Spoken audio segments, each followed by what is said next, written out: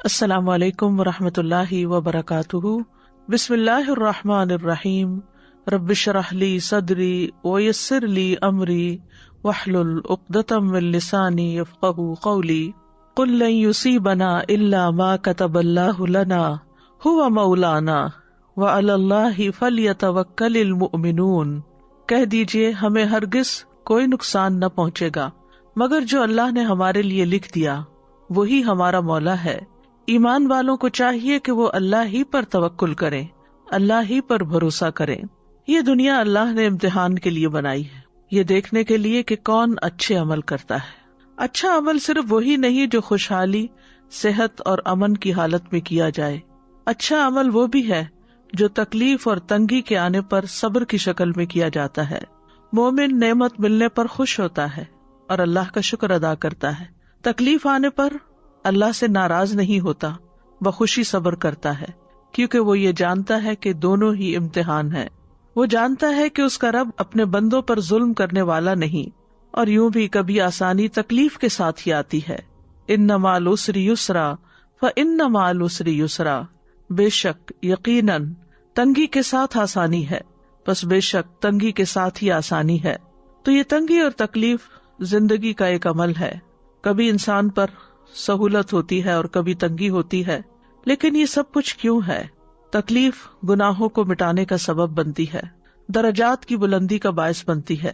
بندہ مومن جانتا ہے کہ اس مشکل وقت میں میرا رب مجھے کچھ سکھانا چاہتا ہے، میری اصلاح کرنا چاہتا ہے، اور یہ کہ یہ میری تقدیر کا حصہ بھی ہے اور اسی کا فیصلہ ہے، اور اس کا ہر فیصلہ خیر پر مبنی ہے۔ اس کے پیچھے کوئی نہ کوئی حکمت ہوتی ہے، کوئی مصلحت ہوتی ہے، اور اللہ کی حکمت اللہ کے علم پر مبنی ہے۔ لہٰذا اس نے جو بھی ہماری تقدیر بنائی ہے وہ ہمارے ہی حق میں ہے۔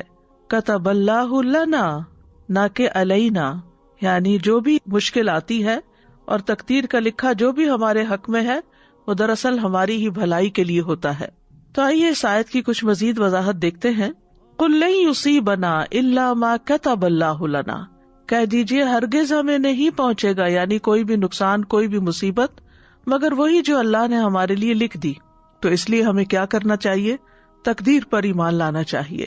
یہ اللہ تعالیٰ کی تقدیر پر ایمان اور یقین کی برکت کا ذکر ہے، اور حقیقت یہ ہے کہ جس نے قضاء و قدر میں اللہ تعالیٰ کے راز کو پا لیا، اس کی حکمت کو سمجھ لیا، اس کے لیے مصیبتیں آسان ہو جاتی ہیں۔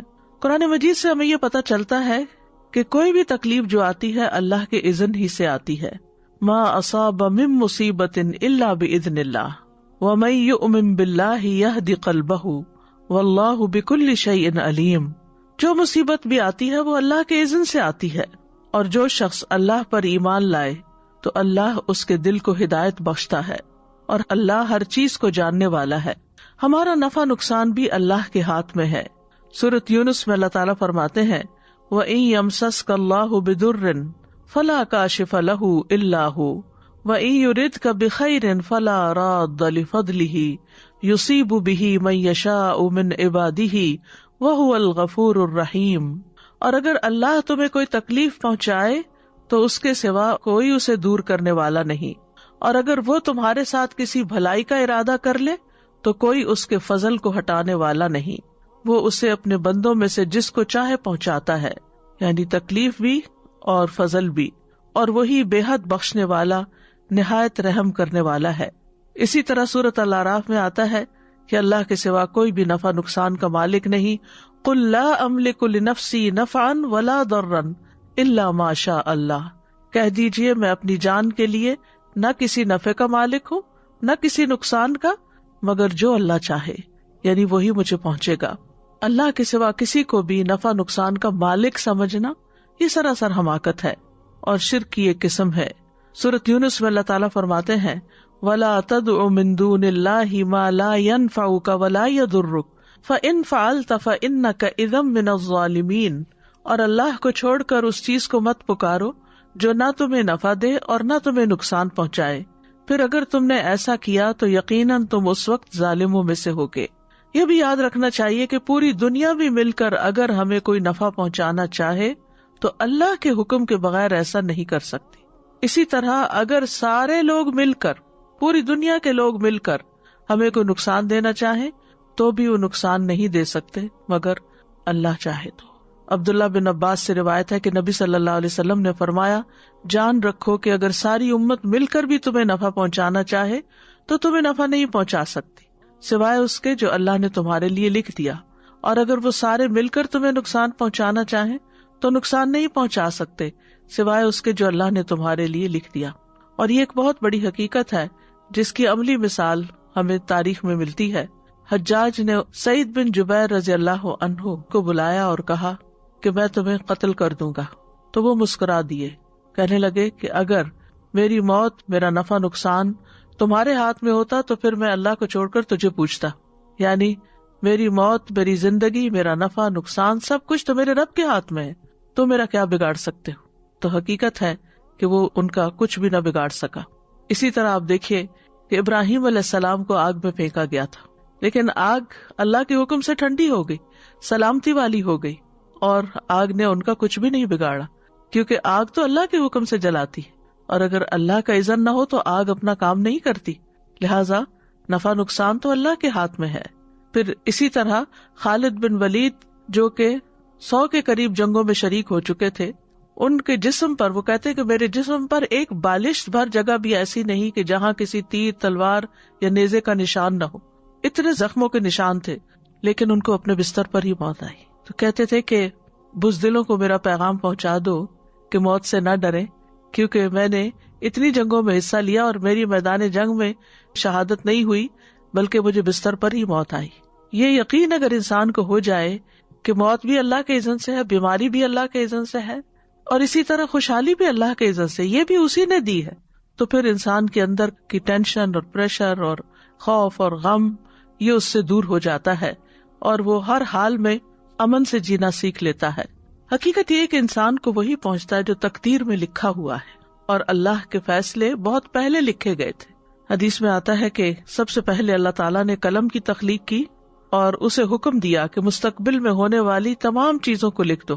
عبداللہ ابن عمرو ابن العاص سے روایت ہے، وہ کہتے ہیں کہ میں نے رسول اللہ صلی اللہ علیہ وسلم کو فرماتے ہوئے سنا کہ اللہ نے آسمان و زمین کی تخلیق سے 50,000 سال پہلے مخلوقات کی تقدیریں لکھ دی، اور اللہ کا عرش پانی پر تھا، یعنی اتنا پہلے سب کچھ لکھا گیا۔ اس وقت ہم جو یہاں بیٹھے ہیں اور جو سن رہے ہیں اپنی اپنی جگہوں پر، تو وہ سب جانتے ہیں کہ یہ ہمارے حصے میں لکھا ہوا تھا، اور اللہ سبحانہ وتعالیٰ نے اس وقت سے لکھا ہوا ہے کہ جب ساری تقدیریں لکھی گئی تھی۔ ہمیں تو ایک دن پہلے بھی نہیں پتا تھا کہ ہم سب آج، یعنی جتنے بھی لسنرز ہیں، اس وقت یہ بات سن رہے ہوں گے، لیکن اللہ نے تو یہ سب کچھ پہلے سے ہی فیصلہ کر دیا تھا۔ قرآن مجید میں آتا ہے سورۃ الحدید میں، ما اصاب من مصیبت فی الارض ولا فی انفسکم الا فی کتاب من قبل ان نبرأها ان ذلک علی اللہ یسیر لکی لا تأسوا علی ما فاتکم ولا تفرحوا بما آتاکم واللہ لا يحب کل مختال فخور۔ کوئی مصیبت نہ زمین پر پہنچتی ہے اور نہ تمہاری جانوں پر، مگر وہ ایک کتاب میں لکھی ہے اس سے پہلے کہ ہم اسے پیدا کریں۔ یقیناً یہ اللہ پر بہت آسان ہے، تاکہ تم نہ غم کرو اس پر جو تمہارے ہاتھ سے نکل جائے، جو تمہارے ہاتھ سے نکل جائے اس پہ غم نہ کرو، اور اس پہ اکڑ نہ جاؤ جو اللہ تمہیں عطا فرمائے، اور اللہ کسی تکبر کرنے والے، بہت فخر کرنے والے سے محبت نہیں رکھتا۔ تکبر والا یہاں کون ہے؟ کہ وہ جو سمجھتا ہے کہ سب کچھ اس کی محنت اور کوشش کا نتیجہ ہے، اور جب اس کی محنت کا نتیجہ سامنے آتا ہے تو وہ اس پر اترانے لگتا ہے اور فخر کرنے لگتا ہے۔ تو اس سے یہ سبق ملتا ہے کہ انسان کو جب کوئی نعمت ملے تو اس پر اترائے نہیں، کیونکہ یہ اللہ کا فضل ہوا اس پر۔ بہت سے لوگ ایسی محنت اور ایسی کوشش کرتے ہیں لیکن وہ اس انجام کو یا نتیجے کو نہیں پہنچتے، یا وہ فائدہ حاصل نہیں کر پاتے جو اللہ کے دینے سے ہی انسان کو ملتا ہے۔ تو یاد رکھیے قیامت تک ہونے والی ہر چیز لکھی ہوئی ہے۔ الم تعلم ان اللہ یعلم ما فی السماء والارض ان ذلک فی کتاب ان ذلک علی اللہ یسیر۔ کیا تم نہیں جانتے کہ اللہ وہ سب کچھ جانتا ہے جو آسمان اور زمین میں ہے، بلا شبہ یہ سب کچھ ایک کتاب یعنی لوح محفوظ میں درج ہے، اور اللہ کے لیے یہ بات بہت آسان ہے۔ سورۃ یاسین میں آتا ہے وَكُلَّ شَيْءٍ أَحْصَيْنَاهُ فِي إِمَامٍ مُبِينٍ، اور ہم نے ہر چیز کا ایک واضح کتاب یعنی لوح محفوظ میں ریکارڈ رکھا ہوا ہے. تو گویا ہر چیز تقدیر سے ہے. طاؤس کہتے ہیں میں نے رسول اللہ صلی اللہ علیہ وسلم کے متعدد صحابہ سے ملاقات کی. وہ کہتے تھے ہر چیز تقدیر سے وابستہ ہے. یعنی صرف انسانی کی تقدیر نہیں بلکہ ہر چیز کی جو بھی اس کائنات میں پائی جاتی ہے، اس کا آغاز کب ہوا، اس کی انتہا کب ہوگی، اس کا فائدہ، اس کا نقصان، سب کچھ لکھا ہوا ہے. کوئی چیز بھی تقدیر سے آگے نہیں بڑھ سکتی. یعنی اللہ نے جو فیصلہ کر دیا اس سے آگے کسی اور کا فیصلہ نہیں چلتا. نبی صلی اللہ علیہ وسلم نے فرمایا اگر تقدیر سے کوئی چیز سبقت کر سکتی تو وہ نظر تھی، لیکن وہ بھی اللہ کے اذن سے ہی ہوتی ہے. عمر، رزق، عمل سب کچھ تقدیر سے ہے. ابو درداء کہتے ہیں کہ میں نے رسول اللہ صلی اللہ علیہ وسلم کو فرماتے ہوئے سنا اللہ ہر بندے کی تخلیق میں 5 چیزیں لکھ چکا ہے، اس کی عمر، اس کا رزق، اس کا عمل اور یہ کہ وہ شقی ہوگا یا سعید. بعض لوگ یہ باتیں پڑھ کر یا سن کر یہ سمجھتے ہیں کہ جب سب کچھ لکھا ہوا ہے تو پھر ہمیں تو کچھ کرنے کی ضرورت نہیں. اس کا یہ مطلب نہیں. اللہ کو یہ پتا تھا. یعنی تقدیر کیا ہے؟ علم اللہ السابق، کہ کسی کام کے واقع ہونے سے پہلے ہی اللہ کو معلوم ہونا کہ یہ ایسے ہوگا. ہم بعض اوقات اپنے تجربات اور محدود معلومات کی روشنی میں پہلے سے پیشن گوئی کرنے لگتے ہیں کہ یہ چیز ایسے ہوگی. اب یہ پانی زیادہ ہو گیا تو کھانا یوں پکے گا اور کم ہو گیا تو یوں پکے گا. اور ہر چیز کے معاملے میں ہم ایک اندازہ کرتے رہتے ہیں. تو ہمارے اندازے تو صحیح بھی ہو سکتے ہیں اور غلط بھی ہو سکتے ہیں، لیکن اللہ سبحانہ و تعالیٰ کا جو اندازہ ہے، علم ہے کسی بھی چیز کے بارے میں، وہ غلط نہیں ہے اور اس میں کوئی خطا نہیں ہے. اللہ کو اول سے آخر تک جو ہونے والا سب علم تھا، اور اگر اللہ سبحانہ و تعالیٰ کو پتہ نہ ہو تو اس کا علم کامل ہی نہیں ہو سکتا. پھر وہ الہ کیسے ہو سکتا ہے؟ تو بالکل بنیادی چیز ہے کہ اس کو معلوم تھا کہ میں کون سی چیز پیدا کروں گا اور اس کو کیا کیا دوں گا تو وہ اس کو کیسے استعمال کرے گا، تو اس نے پہلے سے ہی لکھا ہوا. یعنی گویا انسان کا ہر عمل اللہ کے علم میں ہے اس سے پہلے کہ انسان اس کو کرے. بعض اوقات بچہ چل رہا ہوتا تو ہم کہتے ہیں یہ گرے گا، یہ گرے گا. صرف تجربات کی بنا پر اگر ہم یہ بات کر رہے ہوتے ہیں تو اللہ کا تو علم کامل ہے، مکمل ہے، پرفیکٹ ہے، جس کی بنا پر وہ پہلے سے ہی جانتا ہے کہ کون انسان کیا کرنے والا ہے. پھر اسی طرح ایک حدیث سے ہمیں پتہ چلتا ہے کہ انسان کی رنگت، مزاج اور سب کچھ بھی تقدیر سے ہے. رسول اللہ صلی اللہ علیہ وسلم نے فرمایا بے شک اللہ نے آدم کو ایک مٹھی مٹی سے پیدا کیا جسے ساری زمین میں سے جمع کیا تھا. بس بنی آدم زمین کی مٹی کے لحاظ سے ہیں. ان میں سے کوئی سرخ ہے، کوئی سفید ہے، کوئی سیاہ ہے، کوئی ان کے درمیان ہے، کوئی نرم خو ہے تو کوئی سخت طبیعت کا مالک ہے، کوئی بری طبیعت کا مالک ہے اور کوئی اچھی طبیعت والا ہے. پھر اسی طرح حسن کہتے ہیں کہ آزمائش کا آنا بھی تقدیر میں سے ہے. بے شک اللہ نے مخلوقات کو پیدا کیا تو ان کے ساتھ ان کی تقدیر کو پیدا کیا، ان کی عمروں کو تقدیر کے مطابق تقسیم کیا، ان کے رزقوں کو تقدیر کے مطابق تقسیم کیا، اور آزمائش اور صحت اور تندرستی کو بھی تقدیر کے مطابق تقسیم کیا. تو گویا بیماری بھی تقدیر کا حصہ ہے. آج کل جو بیماری پھیلی ہوئی ہے یہ بھی تقدیر کا حصہ ہے جس نے بہت سے لوگوں کو اپنی لپیٹ میں لیا ہوا ہے، اور یہ اللہ کے علم میں زمین و آسمان کی پیدائش سے 50,000 سال پہلے ہی تھا، ازل سے ہی تھا. پھر اسی طرح اخلاق بھی اللہ نے تقسیم کیے ہیں، جیسے رزق تقسیم کیا ہے. اسی طرح عقل مندی اور بے وقوفی بھی تقدیر میں سے ہے. کل شیء بقدر حتی العجز والکیس. رسول اللہ صلی اللہ علیہ وسلم نے فرمایا ہر چیز تقدیر سے وابستہ ہے، یہاں تک کہ فہم و فراست اور بے بسی بھی. پھر اسی طرح اولاد کا ملنا، موت کا وقت اور جگہ کا مقرر ہونا. پھر اسی طرح تقدیر میں جو لکھا ہے اس میں نہ اضافہ ہو سکتا ہے نہ کمی ہو سکتی ہے. لیکن اس کا یہ مطلب نہیں کہ انسان احتیاط نہ کرے اور پریکاشنز نہ لے، کیونکہ اللہ سبحانہ تعالیٰ نے انسان کو ارادہ اور اختیار بھی دیا ہے، اور یہ بھی تقدیر کا حصہ ہے کہ اس کو جیسے باقی رزق ملے ہیں تو یہ رزق بھی ملا ہے. اور پھر اللہ کو پہلے سے ہی پتا تھا کہ یہ اپنے ارادے اور اختیار کو کس طرح استعمال کرے گا. اور پھر بعض اوقات ہم سوچتے ہیں کہ پھر اگر سب کچھ لکھا ہوا ہے تو ہمیں کوئی احتیاط کرنے کی کیا ضرورت ہے. نہیں، ایسا نہیں ہے. مطرف بن عبداللہ کہتے ہیں کسی کو ایسا نہیں ہونا چاہیے کہ وہ اونچے پہاڑ پہ چڑھ کے خود کو نیچے گرا لے اور کہے کہ یہ میرے رب نے میری تقدیر میں مقرر کیا. بھلا اس کو پہلے سے تقدیر کہاں سے پتہ چل گئی؟ بلکہ اسے احتیاط اور کوشش کرنی چاہیے اور بچاؤ کرنا چاہیے. پھر اگر کوئی تکلیف اسے پہنچے تو یقین رکھے کہ یقیناً اس سے کوئی مصیبت نہیں پہنچ سکتی مگر صرف وہی جو اللہ نے اس کے لیے لکھ دی. یاد رکھیے تقدیر پر ایمان لانا ایمان کا ایک اہم رکن ہے.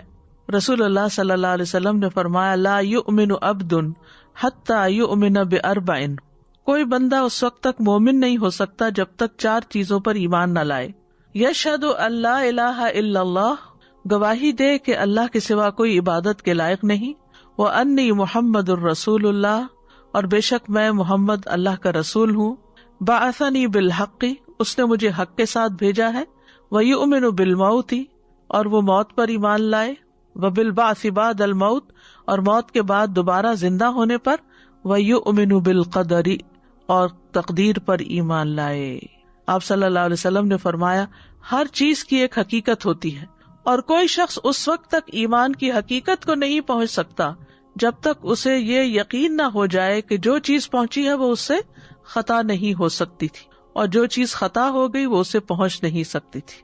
لہٰذا ہمیں اس بات کا یقین ہونا چاہیے، اور جب یہ یقین ہوتا ہے تو انسان پہ کوئی تکلیف آتی ہے تو اس کو سہنا آسان ہوتا ہے کہ مکتوب لکھی ہوئی تھی، یہ تو ہونا ہی تھا، اور اس کے پیچھے کوئی حکمت ہے، اور اللہ کی حکمت علم پر مبنی ہے. اللہ اپنے بندوں پہ ظلم کرنے والا نہیں ہے، اس میں کوئی ضرور خیر ہوگی، کوئی مقصد ہے اس چیز کے آنے کا. پھر اسی طرح یہ ہے کہ تقدیر کو جھٹلانا جو ہے اس سے اعمال کی عدم قبولیت ہوتی، یعنی اعمال قبول نہیں ہوتے اس شخص کے جو تقدیر پر ایمان نہیں رکھتا. ابو امامہ رضی اللہ عنہ سے روایت ہے کہ رسول اللہ صلی اللہ علیہ وسلم نے فرمایا 3 لوگوں سے اللہ نہ کوئی فرض قبول کرے گا نہ نفل. نمبر 1 والدین کا نافرمان، نمبر 2 احسان جتانے والا، نمبر 3 تقدیر کو جھٹلانے والا. عبداللہ بن عمر قسم کھا کے کہا کرتے تھے اگر تقدیر کا انکار کرنے والوں میں سے کسی کے پاس احد پہاڑ کے برابر سونا ہو اور وہ سب کا سب اللہ کی راہ میں خرچ کر دے تب بھی اللہ اس سے قبول نہیں کرے گا، یعنی وہ صدقہ، جب تک وہ تقدیر پہ ایمان نہ لائے. کیونکہ ایسے بھی بہت سے لوگ ہیں جو کہتے ہیں تقدیر وقدیر کچھ نہیں ہوتی، سب کچھ انسان کے اپنے اختیار میں ہے، جو چاہے ہو جاتا ہے، جو نہیں چاہے نہیں ہوتا. نہیں، انسان کے چاہنے سے نہیں ہوتا. وما تشاءون الا ان یشاء اللہ، جو تم چاہتے ہو اس کے مطابق نہیں ہوتی چیزیں، ہوتا وہی ہے جو اللہ چاہتا ہے. پھر اسی طرح نبی صلی اللہ علیہ وسلم نے تقدیر کا انکار کرنے والوں کی سزا کے بارے میں فرمایا. آپ نے فرمایا یہ آیت میری امت کے آخری زمانے کے اللہ عز و جل کی تقدیر کو جھٹلانے والے لوگوں کے بارے میں نازل ہوئی ہے. ذوقوا مس سقر انا کل شیء خلقناہ بقدر، دوزخ میں آگ لگنے کے مزے چکھو، بے شک ہم نے ہر چیز کو ایک مقرر اندازے پر پیدا کیا ہے. تو اس سے بھی آپ اندازہ لگائیں کہ کتنا زیادہ ضروری ہے تقدیر پر ایمان رکھنا. اور پھر جو شخص تقدیر پر ایمان نہ رکھے وہ جنت سے محروم ہو سکتا ہے. فرمایا لا يدخل الجنت عاق ولا مؤمن بسحر ولا مدمن خمر ولا مکذب بقدر. نبی صلی اللہ علیہ وسلم نے فرمایا جنت میں والدین کا نافرمان، جادو پر ایمان رکھنے والا، عادی شراب خور اور تقدیر کو جھٹلانے والا داخل نہ ہوگا. اور یہ الگ بات ہے کہ سزا بھگتنے کے بعد اگر اس کے دل میں ایمان ہے تو پھر جنت میں چلا جائے. تقدیر پر ایمان لانے کے فائدے بھی ہیں، اسی لیے ہمیں ایمان لانے کا کہا گیا ہے. سب سے پہلی بات تو یہ کہ قضاء و قدر پر ایمان لانا مسلمان کو اپنے رب پر توکل والا بنا دیتا ہے. مسلمان اسباب کو اختیار کرتا ہے مگر ان پہ بھروسہ نہیں کرتا، کیونکہ وہ جانتا ہے کہ ہر چیز اللہ کی قدرت اور مشیت کے مطابق ہوتی ہے. پھر یہ کہ یہ بات مسلمان کے دل کو مطمئن اور نفس کو پرسکون کر دیتی ہے. پس وہ جانتا ہے کہ اللہ نے میری تقدیر میں جو مقرر کیا ہے وہ لازمی ہو کر رہے گا، اور وہ اپنے مطلوب سے محروم ہونے پر غمگین نہیں ہوتا. یعنی جو چیز وہ طلب کر رہا تھا، جو کام جیسا ہونا چاہیے تھا، جیسا وہ کروانا چاہتا تھا، اگر ویسا نہیں ہوا تو پھر وہ غمگین نہیں ہوتا کہ اللہ نے ایسے لکھا نہیں تھا، اس میں ضرور کوئی حکمت ہے. یا جو کچھ واقع ہوتا ہے وہ اس سے ڈرتا نہیں.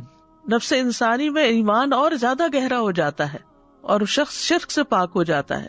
تو تقدیر پر ایمان لانے کا مطلب پھر کیا ہوا کہ اس وقت کائنات میں جو کچھ بھی ہو رہا ہے، آسمانوں پہ، زمین پہ، ستاروں، سیاروں میں، کہیں پر بھی، وہ ایک اللہ کی طرف سے ہو رہا ہے. اس کی پلاننگ کے مطابق سب کچھ ہو رہا ہے جس کا کوئی شریک نہیں ہے. اور پھر تقدیر کا فائدہ کیا ہے؟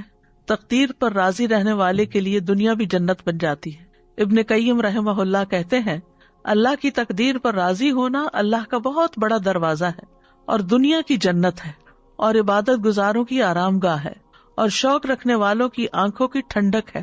اور جو اپنے دل کو تقدیر پر راضی کرنے کے ساتھ بھر لیتا ہے، اللہ اس کے دل کو بے نیازی اور امن سے بھر دیتا ہے، اس کو اپنی محبت کے لیے خالی کر لیتا ہے، اس کی طرف متوجہ ہو جاتا ہے۔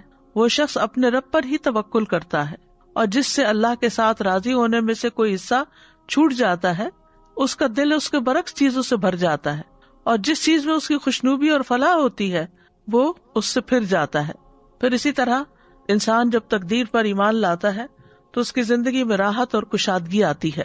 ابن مسعود کہتے ہیں کہ اللہ تبارک و تعالیٰ نے اپنے انصاف اور علم کی وجہ سے راحت اور کشادگی کو یقین اور رضا میں رکھا ہے، اور غم اور پریشانی کو شک اور ناراضگی میں رکھا ہے۔ یعنی جو لوگ تقدیر پر ایمان لے آتے ہیں تو وہ ایک راحت بھری زندگی میں ہوتے ہیں، اور جو لوگ تقدیر کو ایکسپٹ نہیں کرتے وہ مسلسل غم اور پریشانی میں رہتے ہیں۔ پھر اسی طرح قیامت کے دن بلند درجات ملیں گے جو تقدیر پر ایمان رکھتے ہیں۔ حکیم بن جعفر سے مروی ہے کہ عبداللہ برافی کہتے ہیں کہ جو لوگ اللہ عز و جل سے ہر حال میں راضی ہو جاتے ہیں، یہ کہہ کے کہ تو اللہ نے لکھا تھا، قیامت کے دن ان کے درجات کو اللہ تعالیٰ بلند کر دے گا۔ اور یہ بھی کہا کہ جس کو رضا دے دی گئی وہ افضل درجات تک پہنچ گیا۔ اب اس میں آپ دیکھیے کہ جیسے شادی ہوتی ہے تو بعض اوقات کسی ایسے شخص سے انسان کی شادی ہو جاتی ہے کہ جس سے اس کو بہت تکلیفیں سہنی پڑتی، مثلا وہ شخص کام نہیں کرتا، یا اس کا کوئی ذریعہ آمدنی نہیں، یا یہ ہے کہ وہ محبت کرنے والا نہیں، یا کوئی نرم مزاج نہیں، یا یہ کہ کوئی بات سمجھنے والا نہیں، تو اس سے زندگی میں ایک عجب طرح کی تکلیف شروع ہو جاتی۔ اسی طرح اگر کسی کا بچہ کوئی ایسا پیدا ہو جاتا ہے، مثلاً اسپیشل بچہ ہو، چل نہ سکتا ہو یا بول نہ سکتا ہو یا سن نہ سکتا ہو، یعنی معذوری ہو اسے کسی قسم کی، تو انسان خصوصاً ماں رنج اور غم میں مبتلا رہتی ہے۔ لیکن اگر انسان اس کو تقدیر کا حصہ سمجھ لے کہ شاید اللہ سبحانہ تعالیٰ اس کے ذریعے مجھے آسانیاں بھی عطا کرے، کیونکہ ان مع العسر یسرا، ہو سکتا ہے کہ آپ کی شادی کسی ایسے شخص سے ہوتی جس میں وہ ساری خوبیاں پائی جاتی جو آپ چاہتے ہیں، اور اس کی وجہ سے آپ اللہ ہی کو بھول جاتے، آپ غفلت کا شکار ہو جاتے، آپ دین سے دور ہو جاتے۔ اسی طرح بعض اوقات انسان کو دنیا میں کوئی فائدہ نظر نہیں آتا، لیکن یہ چیزیں انسان کے درجات کو بلند کرنے کا باعث بنتی ہیں۔ یعنی ہو سکتا ہے کہ اگر آپ کے سارے ہی بچے صحت مند ہوتے تو آپ وہ شکریہ ادا نہ کرتے، اب ایک بچے کی بیماری کی وجہ سے باقی بچوں کی صحت پر آپ شکر گزار ہیں، تو اللہ نے آپ کو شکر کی نعمت عطا کر دی، اور اس بچے کی تکلیف کی وجہ سے جو آپ نے تکلیف اٹھائی اس کی وجہ سے آپ کے درجات آخرت میں اتنے بلند ہو کہ آپ سوچ بھی نہ سکیں۔ یہ دنیا کی زندگی تو ختم ہی ہو جانے والی ہے۔ تو مصائب کے حوالے سے بھی، مصیبتوں کے حوالے سے بھی انسان کو تقدیر پر ایمان رکھنے میں کچھ چیزوں کا لحاظ رکھنا چاہیے۔ سب سے پہلی بات تو یہ کہ اللہ کا علم ہر چیز پر محیط ہے، یعنی تقدیر کے معاملے میں پہلا قاعدہ کیا ہے؟ اس بات پر ایمان لانا کہ اللہ کا علم ہر چیز کو گھیرے ہوئے ہے، ہر چیز کو شامل ہے۔ اللہ تعالیٰ غائب کو، موجود کو، ظاہر کو، چھپی ہوئی چیز کو جانتا ہے، اور اس پر کوئی چیز چھپی ہوئی نہیں، کچھ چھپ سکتا ہی نہیں۔ وہ تو سینوں میں آنے والے وسوسوں تک کو جانتا ہے۔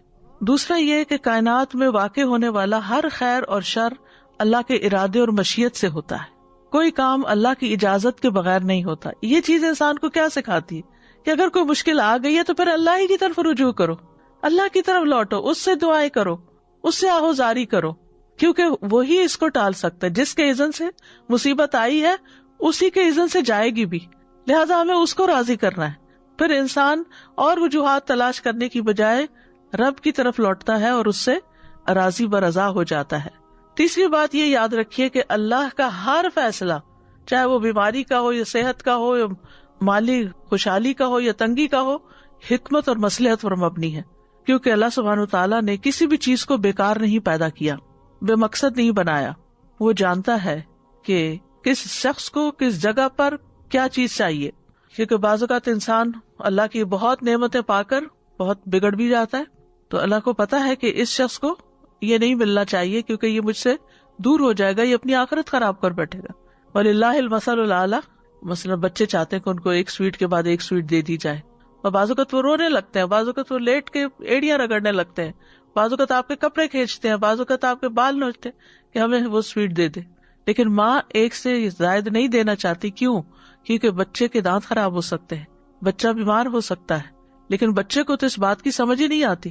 تو ہم سب کو بھی سمجھ نہیں آتی کہ اللہ تعالیٰ نے کوئی چیز ہم سے کیوں روکی ہوئی ہے۔ ہم سے کوئی چیز جو ہم مانگتے ہیں، ہم چاہتے ہیں، وہ کیوں نہیں ہمیں مل جاتی. اور کل قیامت کے دن جب راز کھلے گے تو انسان اپنے ہی آپ کو ملامت کرے گا کہ یہ میری غلطی تھی کہ میں نے چیزوں کو اس طرح نہیں لیا جیسے اللہ تعالیٰ میرے لیے چاہتا تھا. تو یاد رکھیے، بظاہر نظر آنے والے شر میں بھی خیر ہو سکتی ہے اور شر کے فیصلے میں بھی خیر چھپی ہوتی ہے. قرآن مجید میں آتا ہے وَعَسَىٰ أَن تَكْرَهُوا شَيْئًا وَهُوَ خَيْرٌ لَكُمْ وَعَسَىٰ أَن تُحِبُّوا شَيْئًا وَهُوَ شَرٌّ لَكُمْ. ہو سکتا ہے ایک چیز کو تم سخت ناپسند کرتے ہو اور وہی چیز تمہارے حق میں بہتر ہو، اور ایک چیز کو تم بہت پسند کرتے ہو اور وہ تمہارے حق میں اچھی نہ ہو. اللہ جانتا ہے اور تم نہیں جانتے. پھر اسی طرح بعض اوقات کوئی چھوٹی تکلیف آ جاتی ہے، وہ بڑی تکلیف کو روکنے کا سبب بن جاتی ہے، تو ہمیں نہیں پتا ہوتا. ہم کہتے یہ کیوں تکلیف آ گئی؟ بھائی آپ کے رستے میں تو اس سے بھی بڑی تھی، یہ چھوٹی کی وجہ سے بڑی آنے سے رک گئی. پھر اسی طرح یہ ہے، انسان کو یہ بھی یاد رکھنا چاہیے کہ جو تقدیر ہے اس کے اندر شر نہیں ہے. وہ مقدور یعنی جس کے اوپر تقدیر نافذ ہوتی ہے اس کی نسبت سے شر ہوتا ہے. اللہ کا ہر فیصلہ ہی خیر پر مبنی ہے. انسانوں کو جو مصیبت آتی ہے تو وہ ان کے حق میں خیر ہوتی ہے، اور ان کو جب خیر ملتی ہے تو وہ بھی ان کے حق میں خیر ہوتی ہے. مصائب انسان کے حق میں شر ہوتے ہیں، وہ تکلیف محسوس ہوتی ہے، لیکن اللہ کے فعل میں وہ شر نہیں شمار ہوتے. تو کوئی چیز ایک سائڈ سے آپ کو بری محسوس ہوتی ہے لیکن دوسرے اعتبار سے وہ آپ ہی کے حق میں اچھی ہوتی ہے. بعض اوقات کوئی بیماری آپ کو آتی ہے تو آپ اس پہ پریشان ہو جاتے ہیں، حالانکہ اس بیماری کا علاج کرتے کرتے وہ ایک بڑی بیماری جو پیچھے آ رہی تھی اس کا بھی ساتھ ہی علاج ہو جاتا ہے. بعض بیماریاں چھپی بھی ہوتی ہیں، انسان کو پتہ ہی نہیں ہوتا کہ مجھے تکلیف پہنچنے والی ہے، تو آپ کو کوئی چھوٹی بیماری لاحق ہو جاتی ہے، مثلا سر درد ہو جاتا ہے، آپ اس کا علاج شروع کرتے ہیں تو آپ کو پتہ چلتا ہے کہ آپ کو تو اس سے بھی بڑی کوئی بیماری ہے اور اس کا آپ علاج شروع کرتے تو اس سے بڑی کیا آپ کو نہیں خبر ہوتی. تو یہ دوسرے درجے کی بیماری ہے، اس کے علاج میں تیسرے درجے کی بیماری کا بھی علاج ہو جاتا ہے. پھر پانچویں بات یہ کہ اللہ جو چاہتا ہے کرتا ہے، اس لیے کہ وہ مالک ہے. اس سے پوچھا نہیں جا سکتا کہ آپ ایسا کیوں کر رہے ہیں، لیکن انسانوں سے پوچھا جائے گا کیونکہ ہر چیز اس نے بنائی ہے نا. مالک وہ ہے، مالک جتنی بھی چیزیں ان کے ساتھ جو چاہے معاملہ کرے کیونکہ وہ مالک ہے. کسی کو کیا اعتراض ہو سکتا ہے؟ لیکن یاد رکھیے کہ ہمارا مالک وہ ہے جو ظلم نہیں کرتا. اللہ سبحانہ وتعالیٰ کسی پہ ظلم نہیں کرتا. سورۃ الکہف میں آتا ہے وَلَا يَظْلِمُ رَبُّكَ أَحَدًا، اور تیرا رب کسی پر ظلم نہیں کرتا. ساتویں چیز جو ہے وہ کہ اللہ تعالیٰ بہت رحم کرنے والا ہے، ہمارے والدین سے بڑھ کر ہم سے محبت کرتا ہے اور رحم فرمانے والا ہے، تو ہمیں اس سے رحم مانگنا چاہیے. آٹھویں چیز یہ ہے کہ اللہ سبحانہ وتعالیٰ کے اسماء کے علاوہ ہر چیز مخلوق ہے. اللہ خالق کل شیء وخلق کل شیء فقدرہ تقدیرا، اسی نے ہر چیز کو پیدا کیا اور اس کا اندازہ مقرر کیا، پورا اندازہ. واللہ خلقکم وما تعملون، اللہ ہی نے تمہیں پیدا کیا اور جو تم کرتے ہو وہ بھی اسی کی کریشن ہے. ہمارے کام جو ہے وہ اللہ کی کریشن ہے. تو اس سے کیا پتہ چلتا ہے کہ انسان یہ جان لے اگر، تو پھر اس کو یہ سمجھ آ جاتی کہ اس کا جو دشمن ہے وہ کمزور ہے، اس کا ہیلا کم ہے، اور وہ بھی اللہ کی مخلوق ہے، یعنی وہ خدا نہیں ہے. ویسے شیطان کو ہم نے اوا بنایا ہوا ہوتا ہے یا اسی طرح کچھ اور لوگوں کو، تو وہ اللہ کی مخلوق ہے، وہ بھی کمزور ہے. خالق تو صرف اللہ ہے. نویں چیز یہ ہے کہ اللہ تعالیٰ نے دنیا کا یہ قاعدہ بنایا ہے کہ یہاں حالات بدلتے رہیں، نہ رات ہمیشہ کے لیے نہ دن ہمیشہ کے لیے، کیونکہ امتحان ہے نا. وَتِلْكَ الْأَيَّامُ نُدَاوِلُهَا بَيْنَ النَّاسِ، یہ دن تو ہم لوگوں کے درمیان باری باری بدلتے رہتے ہیں. لہذا تقدیر ہر مومن کافر سب پہ جاری ہوتی ہے، سب کے لیے تبدیلی آتی ہے.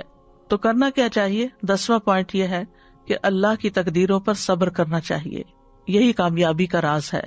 وَاسْتَعِینُوا بِالصَّبْرِ وَالصَّلَاةِ، صبر اور صلاۃ کے ساتھ مدد طلب کرو.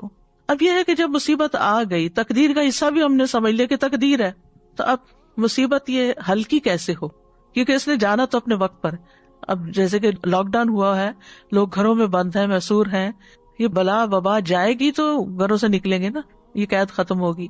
تو اب یہ جو اندر رہنے کی یا کام نہ ہونے کی یا ذریعہ آمدنی نہ ہونے کی کوئی مشکل ہے یا مصیبت ہے، یہ جائے گی تو اپنے وقت پر، اور ہلکی بھی اپنے وقت پر ہوگی. تو ابن القیم نے زاد المعاد میں کچھ چیزیں بیان کی ہیں جو مصیبت کو ہلکا کر دیتی ہیں. نمبر 1، پہنچنے والی مصیبت پر صبر کرنا، کیونکہ اگر انسان اس میں غور کرے گا تو اس میں کئی فائدے بھی نظر آئیں گے. جیسے مثال کے طور پر گھروں میں رہنے کے کئی فائدے بھی ہیں، بچوں کے ساتھ، وائف کے ساتھ ان کو ٹائم دینے کا، ان کو فوکس کرنے کا موقع مل گیا، نمازوں میں یکسوئی آ گئی، ٹھہراؤ آ گیا، اپنے ان دور پار رشتہ داروں کے بارے میں سوچنے کا موقع مل گیا جو ضرورت مند ہو سکتے ہیں. یعنی کئی طرح کی چیزیں جو ہے وہ انسان اس تیز رفتار زندگی میں جو بھولے ہوئے تھا. اور سب سے بڑی بات یہ ہے کہ پولوشن ختم ہوتی جا رہی ہے. جب گاڑیاں کم چلتی ہیں, بہت سی مشینیں بند ہیں, فیکٹریز بند ہیں, تو نہ صرف یہ کہ انسانوں کو بلکہ جانوروں اور مخلوقات کو بھی سانس لینے کا موقع مل گیا. تو پہلی چیز یہ ہے کہ انسان صبر سے کام لے. دوسری چیز یہ ہے کہ اپنے سے زیادہ مصیبت میں مبتلا شخص کو دیکھے کہ وہ تو مجھ سے بھی زیادہ تکلیف میں ہے, تو اس کی تکلیف ہلکی ہو جائے گی. نمبر 3, بے صبری کا مظاہرہ نہ کرے, کیونکہ گھبراہٹ سے واویلا کرنے سے مصیبت نہیں ٹلتی. نمبر 4, صبر اور ثواب سے محروم نہ ہو, انا للہ و انا الیہ راجعون پڑھ لے. نمبر 5, صبر اور اجر کی امید رکھے, یعنی یہ جان لے کہ بے صبری رب کو ناراض کرے گی اور شیطان کو خوش کرے گی, اور اجر کو ضائع کرے گی اور اس کے نفس کو کمزور کرے گی. نمبر 6, یہ کہ جب تک مصیبت باقی رہے صبر سے لذت محسوس کریں, اندر ہی اندر چپ کے اپنے رب کو پکارتے رہیں, اس کا ذکر کرتے رہیں, تو آپ کے دل میں اللہ کی محبت میں اضافہ ہو جائے گا.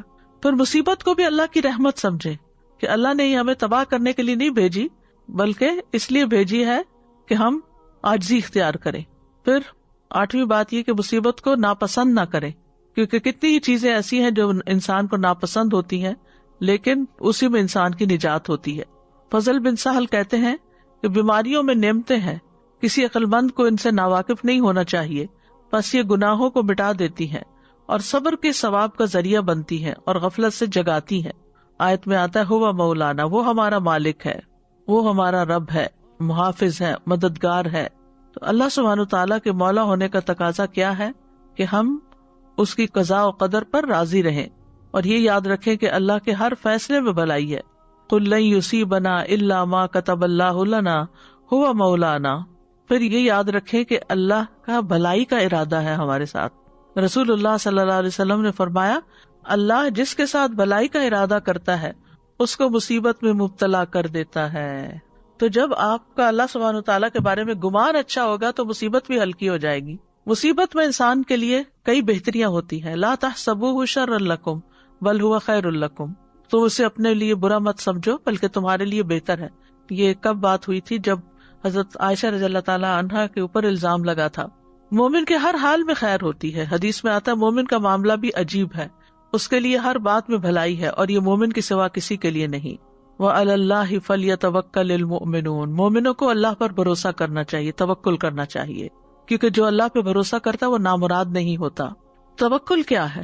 توکل کا مادہ واو کاف لام ہے, جو کسی بھی کام میں کسی اور پر اعتماد کرنے پر دلالت کرتا ہے, اس کو وکیل بنانے پر. اسی سے لفظ توکل نکلا ہے, جس کا معنی ہے کام میں بے بسی کا اظہار کرنا, اپنے علاوہ کسی اور پر اعتماد کرنا, یعنی خود بے بس ہونا اور کسی اور پر ڈیپینڈنٹ ہونا کہ وہ کرے گا میرا کام. تو اللہ پہ توکل کرنے والا شخص وہ ہوتا ہے جو یہ جانتا ہے کہ اللہ اس کا اور اس کے رزق کا اور اس کے کاموں کا ذمہ دار ہے. تو انسان پھر صرف اللہ ہی کی طرف رجوع کرتا ہے, مائل ہوتا ہے, کسی اور پہ بھروسہ نہیں کرتا. جو جانی کہتے ہیں توکل سے مراد جو کچھ اللہ کے پاس ہے اس پر بھروسہ کرنا, اور جو لوگوں کے پاس ہے اس کی امید نہ رکھنا بلکہ اس کی طرف سے مایوس ہو جانا. ایمان والوں کو بارہا توکل کی تعلیم دی گئی ہے. قرآن مجید میں آتا ہے رب المشرق والمغرب لا الہ الا ہوا فاتخذہ وکیلا, مشرق و مغرب کا رب اللہ ہے, رب المشرق والمغرب, اس کے سوا کوئی معبود نہیں, سو اس کو اپنا کارساز بنا لو.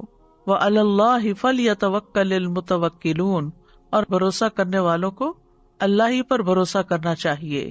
توکل کے فائدے کیا ہیں؟ نمبر 1, اللہ کی محبت ملتی ہے, ان اللہ یحب المتوکلین. نمبر 2, اللہ کی کفایت ملتی ہے, یعنی اللہ ہر چیز کے لیے کافی ہو جاتا ہے. فرمایا جو کوئی اللہ پر بھروسہ کرے تو وہ اسے کافی ہے. وتوکل علی اللہ وکفی باللہ وکیلا, اور اللہ پر بھروسہ کیجئے, اللہ کا وکیل ہونا کافی ہے. غیلان بن جریر کہتے ہیں جس کو تقدیر پر راضی رہنا اور توکل کرنا اور اپنا معاملہ اللہ کے سپرد کرنا دے دیا گیا, اس کی کفایت کی گئی. پھر یہ کہ ہم و غم دور ہو جاتا ہے, اللہ کے علاوہ کی مدد کی ضرورت نہیں رہتی. توکل کرنے والے کو اللہ کی مدد ضرور پہنچتی ہے, دشمن نقصان نہیں پہنچا سکتا, مسائل حل ہو جاتے ہیں, مشکلات دور ہو جاتی ہیں, شیطان کا زور نہیں چلتا.